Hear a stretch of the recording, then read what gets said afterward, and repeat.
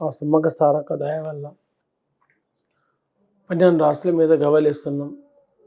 ఆ తుల్జాపూర్ భవానీ మాత దయ వల్ల 12 రాశుల మీద ఎవరికి రాశి మీద ఎలా పడతాయి గవ్వలు అమ్మవారి పేరు మీదకి వెళ్ళి అన్ని రాశులకు 12 రాశులకు మంచిగా రావాలని మనస్ఫూర్తిగా కోరుకుంటున్నాను.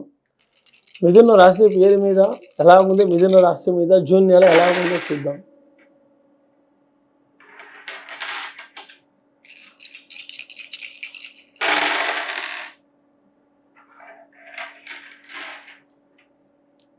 మిథున రాశి జూన్ నెల ఎట్లా ఉన్నదంటే కానీ గవ్వలేస్తే హోటల్ మీద ఖానా మసీదులో సోనా అంటే ఉంటుంది. సంపాదన వచ్చినట్టే వస్తుంది, సంపాదన పోయినట్టే పోతుంది. నాది గొప్ప నీది గొప్ప అనుకుంటారు కానీ దేంట్లో గొప్ప వాళ్ళు కాదు, అన్నిట్లో అంత సమానంగా ఉంటారు. కానీ అహంకారం ఆవేశం ఎక్కువ ఉంటుంది. కానీ ఎందుకంటే అమ్మవారి గవ్వల మీద అంతగా కలిసి లేదు. కానీ ప్రతి ఒక్కటి కూడా జాగ్రత్తగా నడుచుకుంటే ప్రతి ఒక్క పని మంచిది. అనుకున్న విషయాలు నమ్ముకున్న విషయాలు శుభాలు జరుగుతాయి. చేసే కార్యక్రమం నమ్ముకున్న కార్యక్రమం కూడా ఫలితం తక్కుతుంది. కానీ ఇంకా ముందుకు ఎలా ఉంది ఎలా లేదన్నది అనుకుంటున్న వాళ్ళకు ఇంకా దీంట్లో భయపడాల్సిన అవసరం అయితే లేదు.